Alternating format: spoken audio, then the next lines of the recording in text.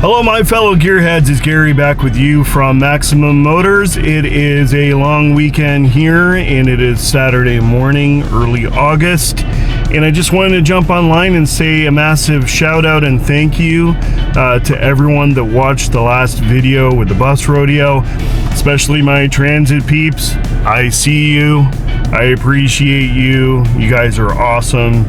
Not all heroes wear capes, you know what I'm talking about.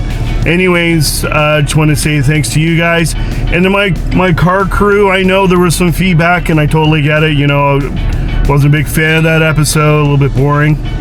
Totally understand that too. So in the near future, we got massive car content coming. I've got some owner profiles lined up. This weekend, there's a couple of car shows. I'm entering one and I'm going to attend another. And we're going to do a little bit more behind the scenes. So I got some of that going on. And I got an update for you on the Drift Ute. Let's have a look. So as you might recall, in the first episode, we were down in Nashville about a month ago now. And we filmed Kelly and Ainsley throwing a new motor in the Tick Performance Drift Ute. So here's some footage of that. But I'm happy to let you know that they got it dynoed, tuned, and it is now out on the track. And I've got some footage here from actually earlier today of Ainsley ripping it up in Kentucky at the Corvette Museum racetrack. Check it out. Can you believe this kid is only 15 years old? Amazing.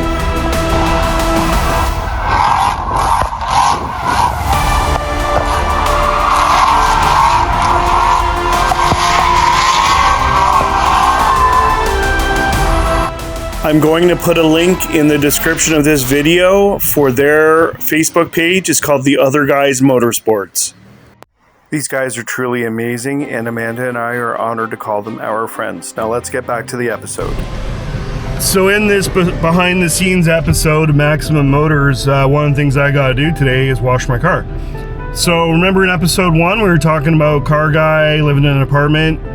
So the 3 cars that we have collectively have not been hand washed in years. Let that sink in. The black car, the silver truck, the little red car, none of them have been hand washed in years. So how do you cope with that? Well, you find yourself a darn good car wash to start. And we happen to have one that's just around the corner from our place. And the guy that owns this place has invested some serious money. It may not look like much on the outside and he's still renovating it, but I can assure you the drive-through wash is top-notch.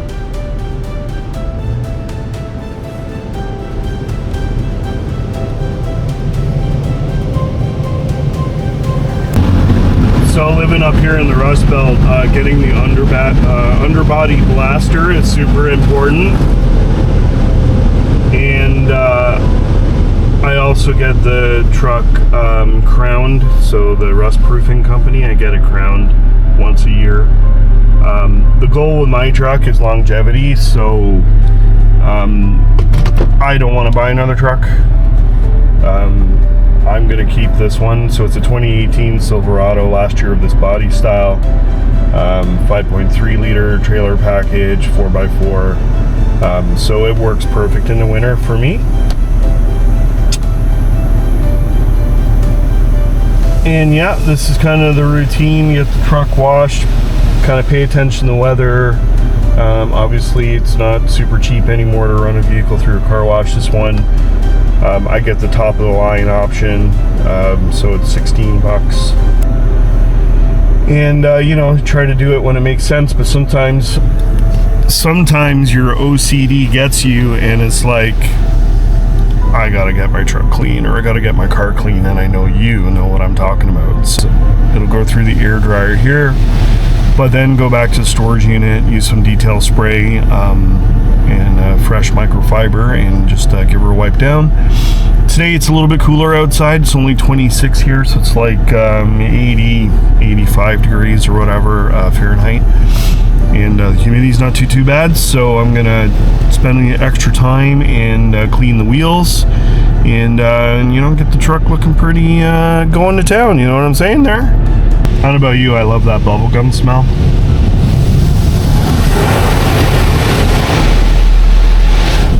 That's the, if you've ever wondered, that's the tricolored wax they use. And listen, I'm fully aware of the harshness of the chemicals, detergents they use. Again, don't have a choice. So if I could bucket wash and use, premium like Chemical Guys or, any of the big names out there, chemicals, car wash soaps and whatnot, I would do that. But unfortunately, as I said, my situation is such that this is what we make do. Alright, back out of the storage unit and just going to grab some cleaning stuff. And kind of made a feeble attempt to get a bit organized with my rapid fire kind of chemicals stuff that I just want to grab and go real quick. So I got that going, and I got my rags over here, and toolbox back there. Kind of did some cleanup last weekend. Yes, I know bicycles and cars do not mix. Hence the bungee cord. And yes, I know what you're thinking. In truth, I've ridden it once, bought it on Marketplace. It might be going back on Marketplace. I have these like lofty, aspirational dreams of being 35 again and getting fit and all that, but here's the truth. Anyway, yeah, let's get the truck cleaned up and then I gotta go to Canadian Tire. Alright, so we're gonna save the wires for the car. We're gonna use the old speed wipe, so Chemical Guys, fresh microfiber cloth, and we're gonna give her a good old wipe down. Yeah, I know, direct sunlight, I know, it's silver. It's okay. It's a truck. She's not a show rig. She is a nice truck. I love my truck. In silver. I once said to somebody, kick me in the nether parts if I buy another black vehicle. And I kind of meant it. No more black. Great, let's go.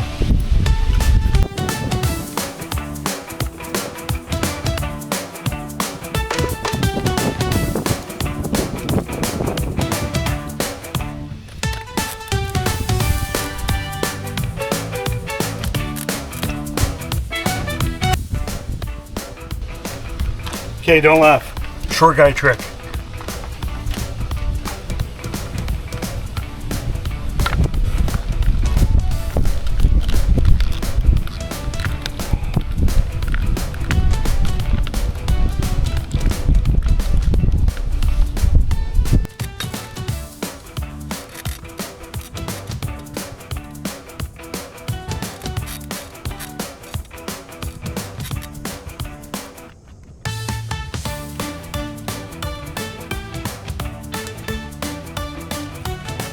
So you might be wondering, took it through the car wash, why bother? Like the water evaporates in seconds, but it leaves watermarks, right? And what this will do is also add not only a hydrophobic coating, so the beads you get on your paint when it rains and then the water beads off will help with that. It's also anti-static, so when you run a fresh microfiber, which is like polyester, right, you create a static field on your vehicle, and that's how you get the dust. Now obviously this is silver, so it's a little bit different for me. The dust doesn't show, but it's still a really good product to use. Chemical Guys for the win.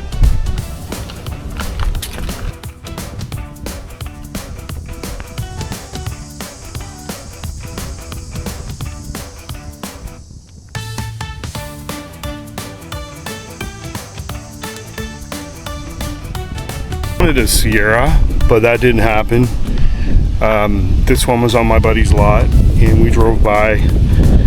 We're actually, Amanda and I were about to go on vacation and we spotted it and I'm like, if that thing's still there when we get back. And it was actually tentatively sold to someone else. And but I guess the guy was a bit of a time waster. So my buddy let me know.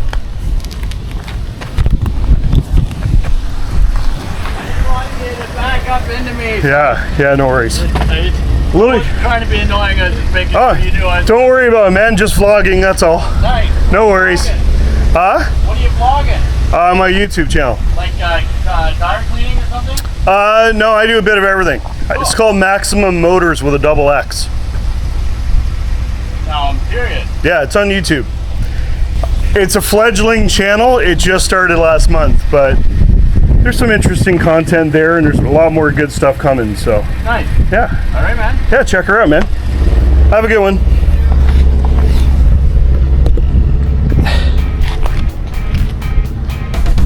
Anyways, that life of the storage unit. I don't even know where I was going with the story. I think I was talking about the truck. So anyways, you know, long story short, we ended up with the rig, and it's just coming up on 3 years now. It was like August 2022, I guess. Anyways.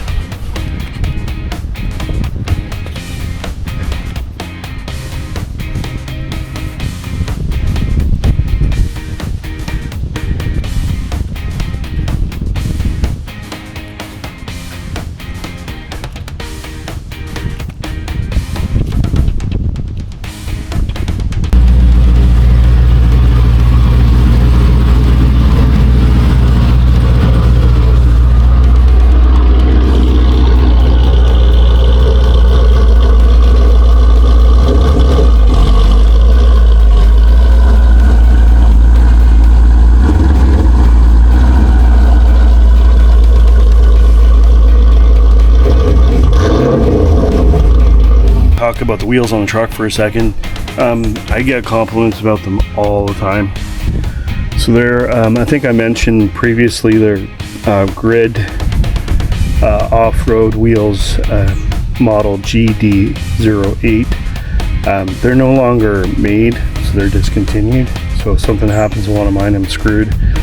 I got these kind of gently used. I think they were on a truck briefly before.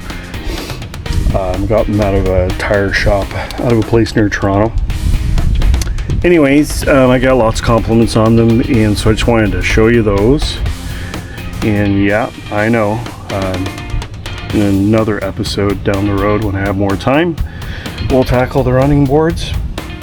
But you know, you might be thinking, hey, how do you clean those wheels, right? So what I do is I use Diablo wheel cleaner. So this stuff is really, really strong. So I'll just spritz it. You know, like, again, I'm not like Joe Blow, professional car detailer dude.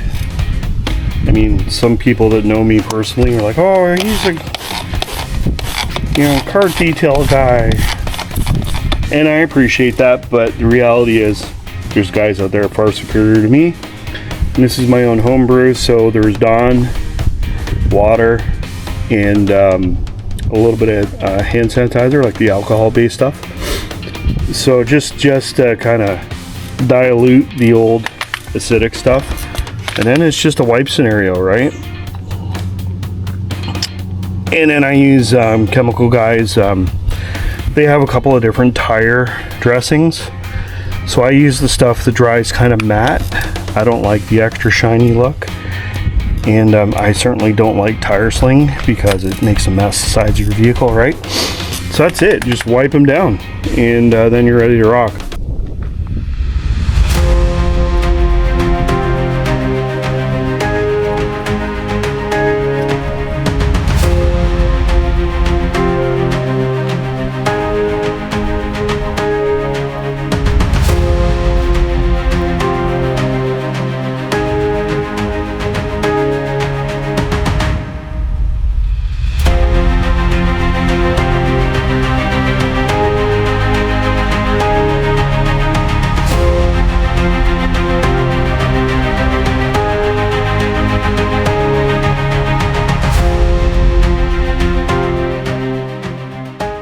Okay, next order of business. Got to go over to Canadian Tire and get myself some new polishing pads.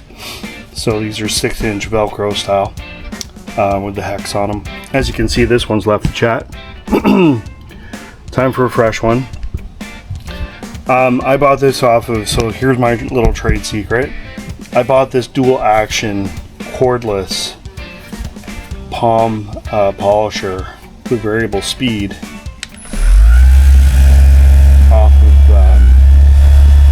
the Jungle website last year. Actually, no, maybe 2 years ago now. And that helped to paint correct the black car.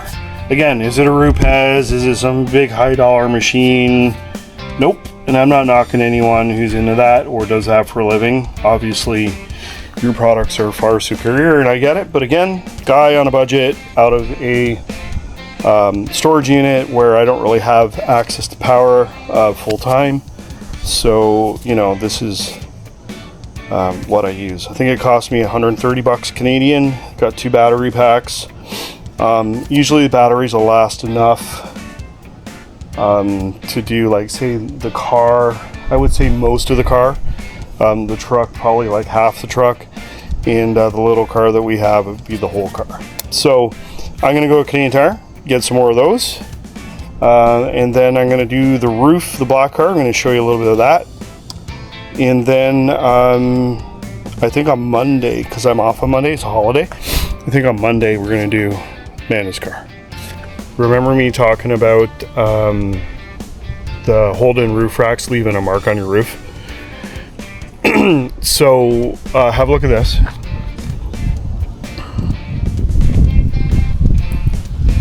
So I'm pretty sure it's just in the clear.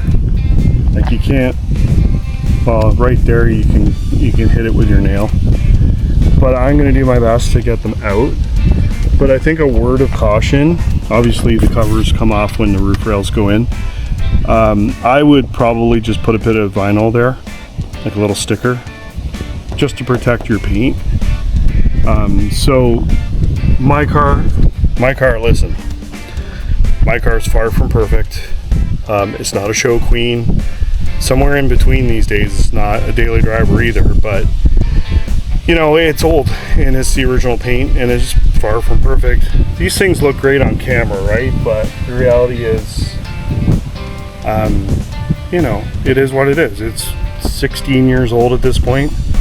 Maybe even, actually, if I do the math, more like 17. But anyways, it was built in 2008, in case you're wondering. All right, a guy is back from Canadian Tire and just picked up a couple of pads. So yeah, so tell me where you're at. Oh wait, we got 3 Canadian Tires in this town. 3. Do we need 3? I don't know. How many Canadian Tires you got in your town? That's what I want to know. And you know, for the American guys watching, what's your favorite place? Harbor Freight, O'Reilly's, Advanced Auto Parts. Like, where do you go for your stuff? Are you a Walmart guy? Walmart. There, we got some Simonized stuff. So we got a finishing pad, which I think is what I'm going to use today. So it's like softer, right? And I got a compounding pad, which I think I'm going to use on Amanda's car. I know. If I go and do Amanda's car, I gotta clay bar it, and I should wet sand it, and blah blah blah. I know. Trust me, I know. So I don't know how far I want to get into that, but I kind of see the condition of the paint. I don't have any good clay bars around. Oh, maybe I do. I might have to order one off the Jungle website. Anyway. All right, well, let's sort of hope that there's enough battery juice, electro stuff. Let's see if there's enough battery juice in the old polisher there. And hopefully I can get this roof knocked out pretty quick. I've also got, because I'm going to like a nighttime car show tomorrow, potentially, I've got like an Op 7 underglow kit that I got going and cut to the photo of that. For some reason it stopped working like while it was laid up over the winter. Don't know why. So we gotta deal with that too. So maybe get that going, and then you know, we'll have like the disco lights for the young guys tomorrow night. And if you're a young guy watching, I see you. I see you. All right. Just because I'm an old timer doesn't mean to say I'm not cool. Okay. All right. Let's go.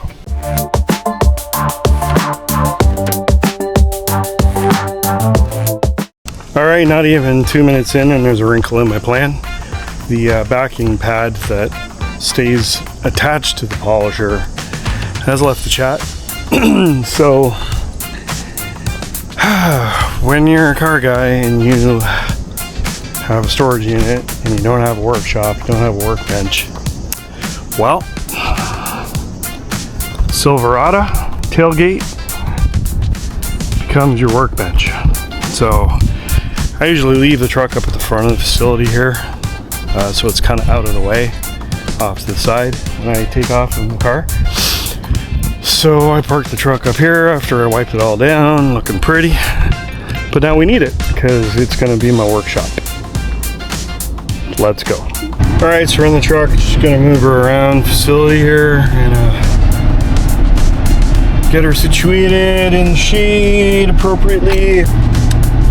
So yeah, like this is kind of like where you have to adapt, right? Like I don't have a garage, don't have a workshop, don't have a shed, nothing. This is it. So when things go awry,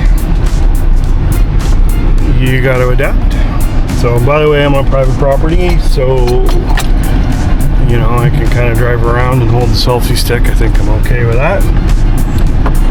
Anyways, I like to keep my vehicles in the shade once the sun comes around, so I'll just use the old backup camera.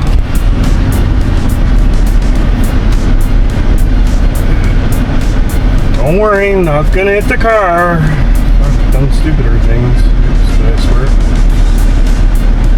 Don't worry, not gonna hit the car. I promise. That would be bad. Alright, we're gonna leave. Well, you know what? Better not leave the Silverado there because then no one else can get through. They whip down this alleyway like it's a road. It's like slow down. And I'm not the only dude that kind of has like their hangout pad here. There's a guy down the way here. He's into art, so he like paints and shit. And there used to be a guy. Well, there is a guy with a motorbike 2 doors down from me. There's another guy with a big Harley. I don't know what happened to him. I haven't seen him in a while. Carmen, if you're out there, what are you doing, buddy? Anyway, all right, let's get this thing done. All right, so here's the issue. This is the Velcro backing that belongs there, and it obviously left the chat. So, because the Velcro like is super strong, right, to hold the polishing pad on. So the answer, and every guy should have some of this stuff, but be careful, it's bad in California. So multi-purpose spray-on adhesive. So we're gonna get some glue on there and on here, stick it there, let it set, and then we should be back in business. I'm gonna do that off camera because this stuff is pretty potent. I'm gonna take my glasses off, gonna put the camera far away, make sure the wind is right, because you know the car is just over there. So yeah, I'll be back. Okay, success. So there you go. It is now glued back on. It says wait 15 minutes, and then we're good to go. I'll wait the 15 minutes. You don't gotta wait 15 minutes. I'm your guy. All right, we'll be back. All right, everybody, I think we're going to call that a wrap for this behind the scenes episode. In the next one, we will cover what I did with the roof as well as doing Amanda's car. And if you didn't already know, we are now less than a month away from having over 500 Holdens in a guy's backyard. Stay tuned for that. Don't forget to like, share, subscribe, leave a comment, hit that notification bell, and live life to the max. See you in the next episode.